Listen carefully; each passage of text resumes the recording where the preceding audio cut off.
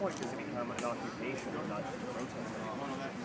Well, I think it gets to that point when, we aren't performing regular political actions, where we aren't,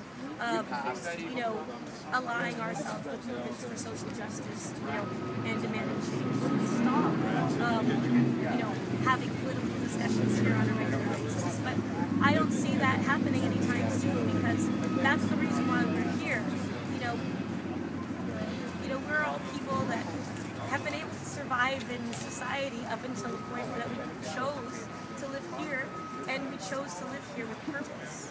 And so, I think that far beyond the city kicking us out when it gets to that point, when it gets to the point where we're no longer making political statements, and we're not gathered for that purpose, that's when it dies. But what happens if the city decides that next week you're in occupation and they ask you to leave? Well, they can ask us to leave, and we will assert that it is our free speech right to be here.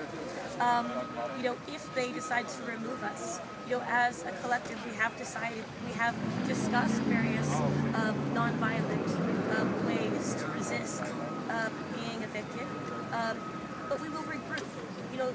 Just like what happened in Occupy Oakland, they violently evicted people. There's not much you can do if the police choose to violently evict you. But they regrouped. They won the support of the people. Now they're back. So we decide when this ends. Perhaps they can decide when to violently evict us, but we decide when this ends. And we have developed relationships with each other such that, even when we are no longer physically occupying this park, the movement will still be carried forward. Just get a quick